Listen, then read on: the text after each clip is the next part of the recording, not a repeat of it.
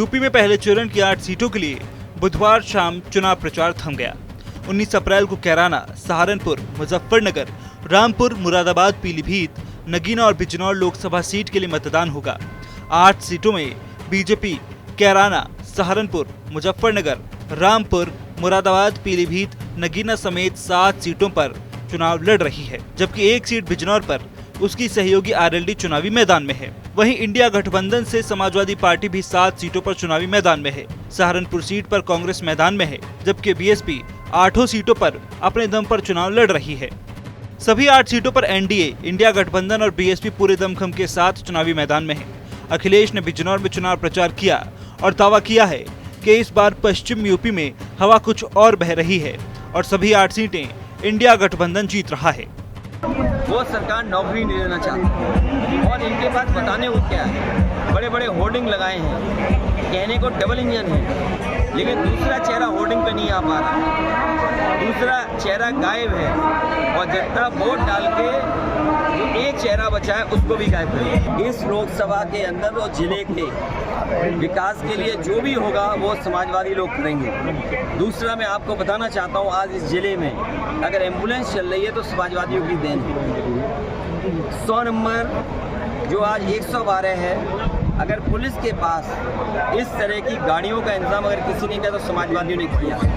पूरे बिजनौर में sub station, जिससे ग्रामीण क्षेत्र में और शहरी क्षेत्र में पर्याप्त बिजली का इंतजाम हो जाए, समाजवादियों की देन है। तो मुझे याद है सरकार में एक अधिकारी यहाँ के थे जो रिटायर हुए थे पीडब्ल्यूडी के, वो यहीं के रहने वाले थे। उन्होंने कहा कि मेडिकल कॉलेज बनना चाहिए। ये जो आज मेडिकल कॉलेज बन रहा है, इसकी शुरुआत अगर किसी ने की थी तो समाजवादियों ने की थी। केवल बीजेपी ने जिस तरीके से 100 का 112 किया है, उसी तरीके से केवल जगह बदल दी उन्होंने। वो कर रहे हैं, जरूरी है मिले, और इससे बेहतर सुविधाएं देने का काम समाजवादी लोग करेंगे।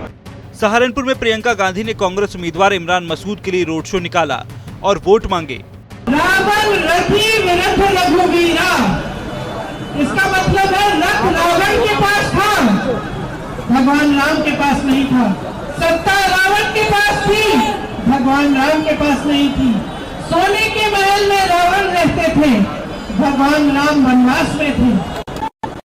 भगवान राम लड़े, सत्य के लिए लड़े, और क्योंकि सत्य के लिए लड़े, सच्ची श्रद्धा के साथ लड़े, क्योंकि परोपकार था उनमें, क्योंकि उन्होंने हमेशा जनता को सर्वोपरि रखा, जनता की सेवा करी, इसीलिए आज भी हम भगवान राम को पूजते हैं।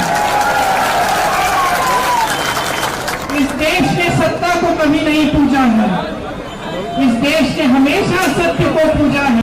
तो वहीं क्षत्रिय समाज लगातार बीजेपी के खिलाफ अपना विरोध व्यक्त कर रहा है। क्षत्रियों का गढ़ कहे जाने वाले धौलाना विधानसभा क्षेत्र में एक सम्मेलन किया गया, जहां मंच से बीजेपी को वोट न देने की अपील की जा रही है। देखिए, क्षत्रिय महासम्मेलन है, ये क्षत्रिय स्वाभिमान के लिए पहली लड़ाई लड़ी गई थी और उसका एक महाकुंभ हुआ था ननौता में। ननौता के बाद फिर सिसोली में बड़ा महाकुंभ हुआ, उसके बाद फिर खेड़ा में हुआ, आज धौलाना में है, इसके बाद फिर गौतम बुद्ध नगर में, फिर ये बदायूं है, हाथरस है, हरियाणा है, गुजरात है, राजस्थान है। ये लड़ाई स्वाभिमान की लड़ाई है। भारतीय जनता पार्टी के सांसद जिस प्रकार से एक जाति को गाली देके महापुरुषों के नाम के सामने जाति सूचक शब्द लिख के इस देश के एक बिरादरी का बहुत बड़ा अपमान करने का काम कर रही, माँ बहनों को गाली देके इस देश में राजनीति करने की परंपरा को चला रही, ये उसका विरोध है। और जब तक ये सरकार इस पे अपने आप को ये महसूस नहीं करेगी कि हमारी गलती है और अपनी गलती का एहसास नहीं करेगी, उन सांसदों के टिकट नहीं काटे जाएंगे, उन्हें सजा नहीं मिलेगी, जब तक राजपूत समाज भारतीय जनता पार्टी का विरोध करेगा।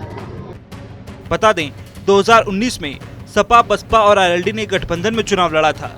सहारनपुर, बिजनौर, नगीना सीट बीएसपी के खाते में गई थी, जबकि मुरादाबाद, रामपुर सपा के खाते में गई थी। वहीं बीजेपी को सिर्फ कैराना, मुजफ्फरनगर और पीलीभीत सीट मिली थी। 2024 में चुनावी तस्वीर इन 8 सीटों पर बिल्कुल अलग है।